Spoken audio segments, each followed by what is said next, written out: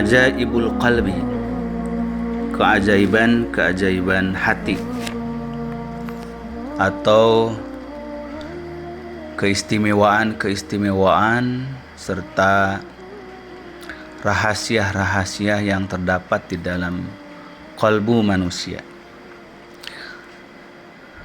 Materi kajian ini kita kemukakan sebagai salah satu upaya kita di dalam meningkatkan pemahaman dan kesadaran tentang pentingnya kita memahami tentang sifat dan karakter qalbu. Karena demikian pentingnya tentang memahami sifat dan karakter qalbu ini, maka banyak para ulama yang telah membahas dan mengupasnya, dan salah satu dari pembahasan tentang keajaiban hati ini dituangkan oleh Imam Al-Ghazali di dalam kitab beliau Ihya Ulumuddin. Pada pembahasan kitab beliau di jilid yang ketiga dari kitab Ihya Ulumuddin ini, yang khusus membahas tentang Al-Kitabul Awal min Rub'il Muhlikat min Kutubi Ihya Ulumuddin. Dan pembahasan kita pada kesempatan yang pertama ini adalah membahas tentang pengantar beliau. Untuk mendapatkan faidah ilmu secara utuh, maka kita akan membacakan dulu pembahasan kitab Ajaibul Qalbi atau keajaiban hati ini secara utuh tekstualnya, lalu kita akan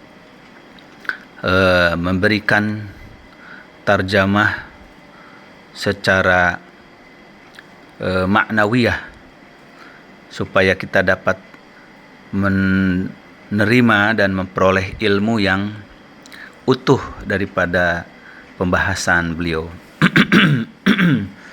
Di kitab beliau ini, beliau memberikan pengantar, Alhamdulillahilladzi tatahayyara duna idraki jalalihi al-qulubu wal khawatir wa tadhisu fi mabadi isyraqi anwarihi al-ahdaqu wan nawadir al-mutalli'u ala khufayatis sarair al-alim bimaknunatid dhamair al-mustaghni fi tadbiri mamlakatihi anil masyawiri wal mawazir muqallibul qulub wa ghaffarud dhunub wa sattarul uyub wa mufarrijul kurub. Wassalatu ala Muhammadin sayyidil mursalin wa jami syamaliddin wa qati' dabiril mulhidin wa ala alihi at-tayyibin at-tahirin wa sallama katsira. Amma ba'du, fasyaraful insani wa fadilatuhu allati faqa biha jumlatan min asnafil khalqi bi isti'dadihi li ma'rifatillahi subhanahu allati hiya fid dunya jamaluhu wa kamaluhu wa fakhruhu wa fil akhirati uddatuhu wa dhakhruhu. Amma ba'du, kata Imam Al-Ghazali, adapun setelah tahmid dan salawat kepada Nabi SAW, maka kemuliaan manusia dan keutamaannya yang dengannya dia melebihi seluruh dari jenis-jenis makhluk ciptaan Allah, yaitu karena kemampuan manusia dan kesiapan manusia untuk mengenali Allah Subhanahu wa taala. Yang dengan mampu mengenali Allah Subhanahu wa taala itulah maka menjadi keindahan, kesempurnaan dan kemuliaan hidupnya di dunia dan menjadi perbekalan dan investasi atau simpanan di akhirat. Wa innama ista'adda lil ma'rifati biqalbihi la bijarihatin min jawarihihi. Dan hanyalah manusia siap dan mampu untuk mengenali Allah Subhanahu wa taala itu melalui kalbunya, bukan dengan anggota tubuh. Fal qalbu huwal alimu billah wa huwal mutaqarribu ilallah. Dan hati itulah yang mengenali Allah. Dan hati itu pula yang bisa mendekat taqarrub kepada Allah. Wa huwal amilu lillah wa huwas sa'i ilallah. Dan hati itu pula yang hakikatnya beramal karena Allah. Dan hati pula itu yang bekerja menuju Allah. Wa huwal mukashifu bima indallahi waladaihi. Dan hati itu pula yang bisa mukasyafah, yaitu bisa menyingkap apa rahasia-rahasia yang ada di sisi Allah Subhanahu wa taala. Wa innamal jawarihu atba'un wa khadamun wa alatun yastakhdimuhal qalbu. Dan anggota tubuh itu hanyalah sebagai pengikut, pelayan dan instrumen atau alat-alat yang diperlakukan oleh hati. Wa yasta'miluha isti'malal malik lil abid. Maka hati itu mempekerjakan anggota tubuh manusia seperti seorang raja mempekerjakan hamba-hambanya. Wa istikhdamar ra'i li ra'iyatin. Dan seperti seorang pemimpin yang memperlakukan kepada rakyatnya. Wasani lil alati. Begitu pula seperti seorang ahli dalam memperlakukan barang-barang perkakasnya, dalam memproduksi apa yang dia lakukan. Nah, jadi kata Imam Al-Ghazali bahwa kemuliaan manusia dan keistimewaan manusia yang dengan kemuliaan keistimewaan itu mampu menyaingi, melebihi dari seluruh makhluk ciptaan Allah Subhanahu wa taala, karena manusia memiliki kemampuan untuk mengenali Allah Subhanahu wa taala. Dan kemampuan untuk mengenali Allah Subhanahu wa taala ini, untuk ma'rifatullah ini, itu adalah dengan qalbu, dengan hati, bukan dengan anggota tubuh. Jadi anggota tubuh manusia, mata, telinga, tangan, kaki, dan seluruh anggota fisik dari tubuh manusia bukanlah alat untuk mengenali Allah Ta'ala.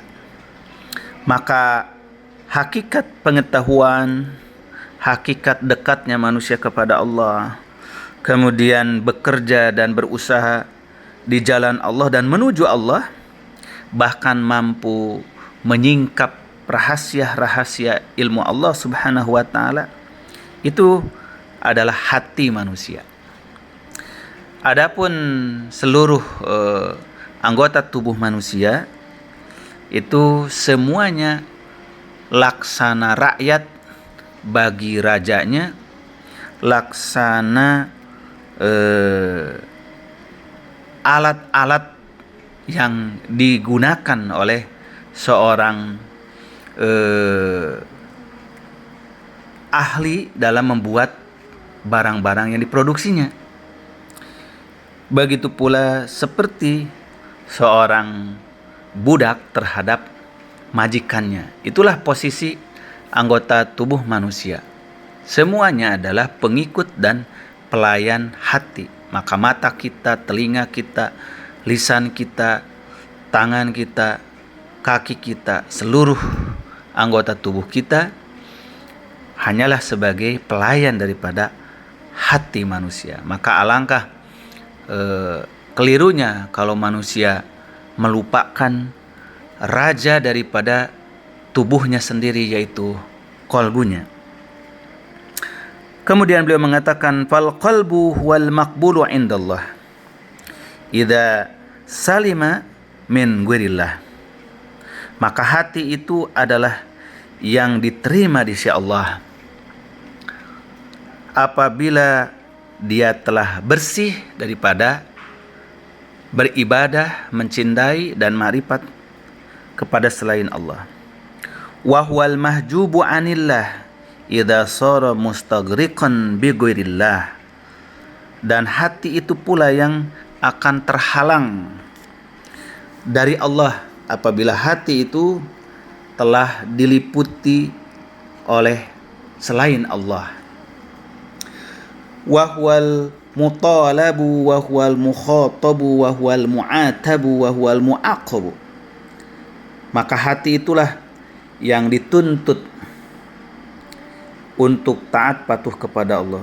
Wa huwal mukhatabu, hati itu pula yang dijadikan mukhatab, diberikan instruksi, perintah dan larangan oleh Allah Subhanahu wa taala.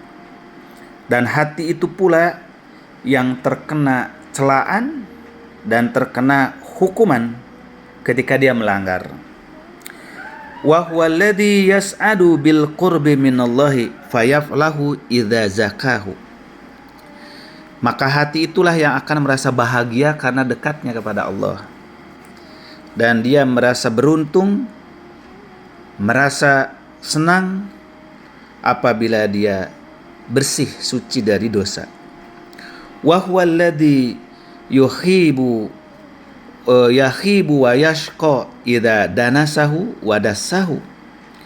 Dan itu pula yang menyebabkan manusia celaka, rugi apabila hatinya itu kotor dan dikotori. Wa huwal muti'u bil haqiqati lillahi ta'ala. Dan hati itulah yang taat secara hakikatnya kepada Allah Ta'ala. Ketika manusia disebut taat kepada Allah, itu karena ketaatan hatinya. Wa innamal ladzi yantashiru 'alal jawarihi minal ibadati anwaruhu. Maka apa yang menyebar kepada anggota tubuh manusia berupa ketaatan-ketaatan dalam ibadah. Jadi kalau manusia menjadi taat ibadah, menjadi taat beramal soleh, maka hakikatnya itu adalah pancaran daripada cahaya ketaatan hati. Karena kalau hatinya tidak taat, hatinya tidak patuh kepada Allah Subhanahu wa taala, tidaklah ia akan taat dan patuh dalam anggota tubuhnya. Wa huwal 'asil mutamarridu 'ala Allah taala. Dan hati itu pula yang maksiat kepada Allah. Kalau manusia disebut pendosa, durhaka, maksiat kepada Allah, maka hakikat dosa, kedurhakaan dan kemaksiatan itu adalah hatinya. Wa inna masari ilal a'dha'i minal fawahishi asaruhu. Maka apa yang berlaku kepada anggota tubuh berupa tindakan-tindakan kejahatan, itu semuanya adalah dampak daripada kejahatan kolbunya. Wa bi idlamihi wa istinaratihi tadharu mahasinud dhahir wa masawihi. Maka dengan kegelapan hati atau bersinarnya hati akan muncul, nampak keluar ke anggota tubuh manusia, yaitu keindahan-keindahan perilaku dan keburukan-keburukan perilaku. Artinya bahwa indahnya perilaku, solehnya amal, baiknya tindakan, itu adalah gambaran dari istinaratul qalbi, bahwa hatinya memang bersinar, bercahaya. Sedangkan keburukan-keburukan yang muncul dari perilaku manusia itu adalah gambaran daripada kegelapan hatinya. Id kullu ina'in yandahu bima fihi wa huwa alladhi idza arrafahu al-insan faqad arrafa nafsahu. Karena segala wadah itu akan menggambarkan terhadap apa yang ada dalam isinya. Maka hati itulah yang apabila manusia mengenalinya, maka manusia akan mengenali dirinya. Wa idza arafa nafsahu faqad arafa rabbahu. Dan kalau manusia telah mengenali dirinya, ia akan mengenali Tuhannya. Jadi tidak mungkin manusia akan mengenali Allah Subhanahu wa taala, akan mentaatinya, akan nikmat di dalam beribadah kepadanya tanpa dia mengenali hatinya sendiri. Wa huwa alladhi idza jahalahu al-insanu faqad jahala nafsahu. Dan hati itulah yang apabila manusia tidak mengetahuinya, manusia jahil terhadap hatinya, berarti dia jahil terhadap dirinya sendiri.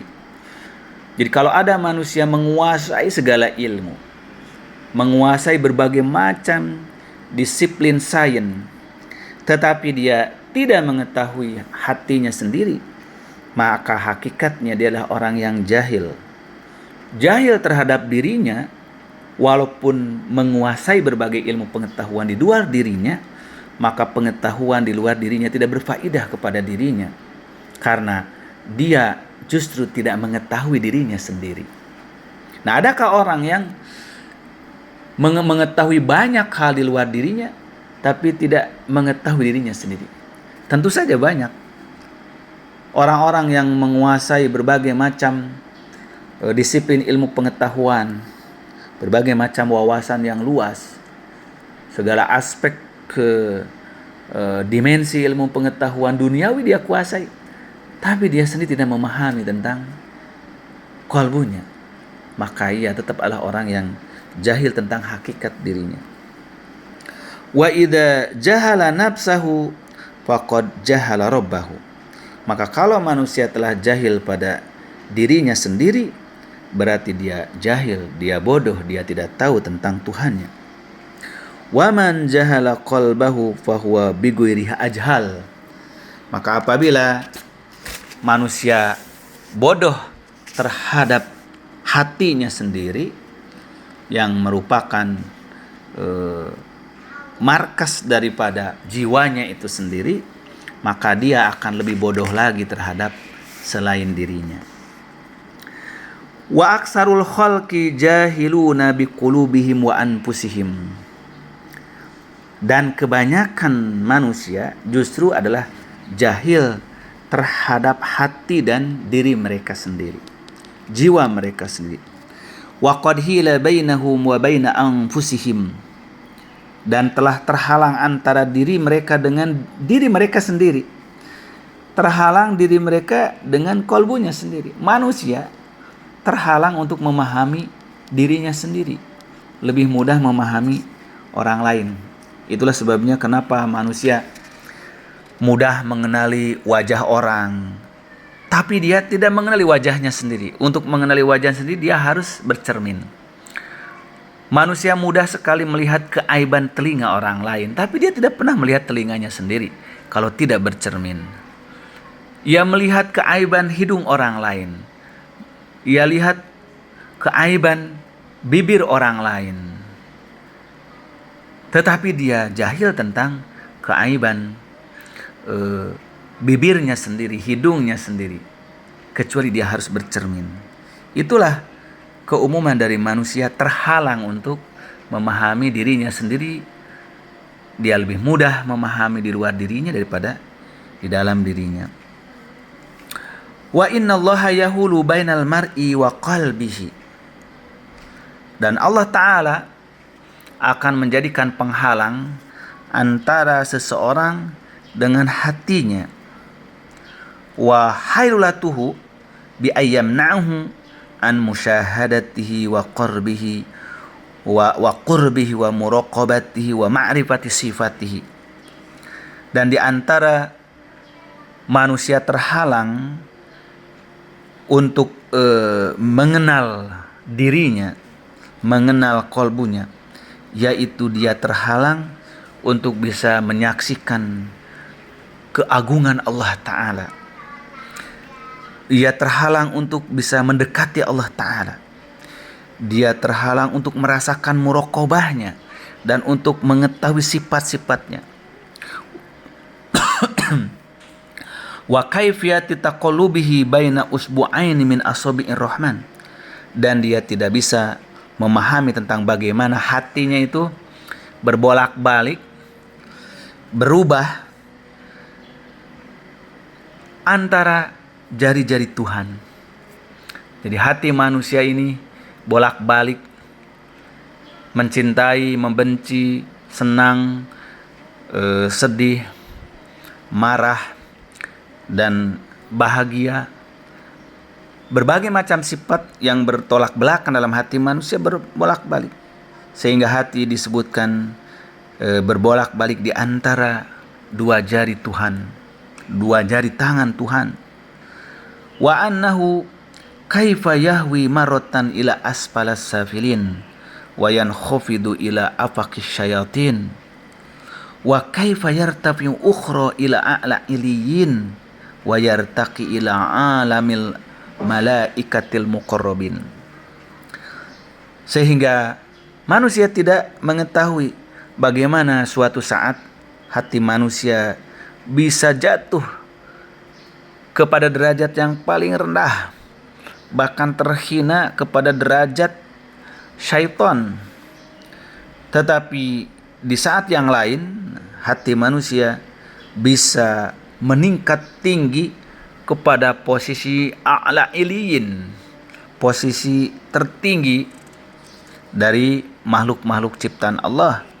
Kemudian dia meningkat dan naik posisinya kepada alam para malaikat yang dekat, alamul malaikatul muqarrabin, bisa menjangkau kepada alam para malaikat Allah yang didekatkan kepada Allah.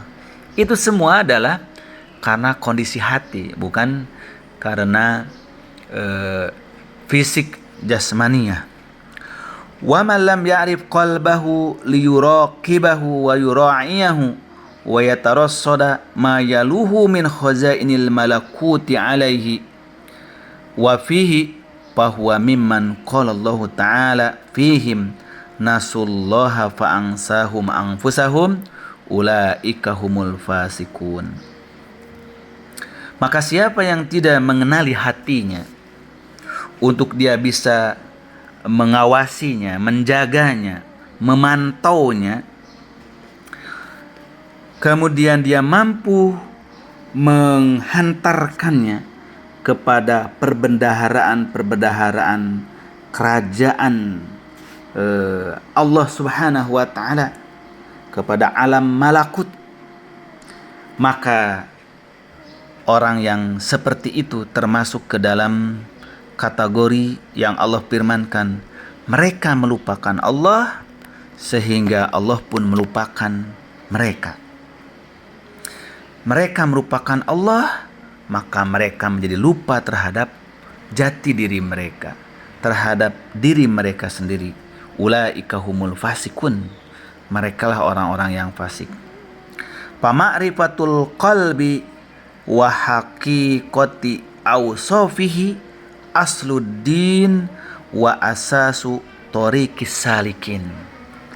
Maka kata Imam Al-Ghazali, dengan demikian mengenal hati, memahami qalbu dan hakikat sifat-sifatnya merupakan pokok dari urusan agama dan merupakan pokok daripada jalan yang ditempuh orang-orang yang menempuh perjalanan kepada Allah Subhanahu wa taala, yaitu thariqos salikin, jalannya para penempuh perjalanan kepada Allah, para salik. Maka dengan demikian, ikhwah fillah, para jamaah, para santriwan santriwati, para mahasiswa sekalian, mukadimah yang disampaikan oleh Imam Al-Ghazali ini sebagai pengantar tentang betapa pentingnya kita memahami qalbu kita sendiri, karena qalbu itulah esensi daripada keberadaan kita di dunia ini, esensi keberagamaan kita, esensi yang menjadi penerima ajaran agama, sehingga ketaatan dan kemaksiatan kita hakikatnya adalah ketaatan dan kemaksiatan qalbu kita. Inilah pengantar dari ajaibul qalbi, keajaiban-keajaiban dan keistimewaan-keistimewaan serta kedahsyatan qalbu manusia. Semoga bagian pertama ini menjadi pemicu pendorong kita untuk mencintai pengetahuan tentang qalbu kita sendiri. Barakallahu fikum wa jazakumullahu khaira. Subhanakallahumma bihamdik asyhadu an la ilaha illa anta astaghfiruka wa atubu ilaik. Wassalamualaikum warahmatullahi wabarakatuh.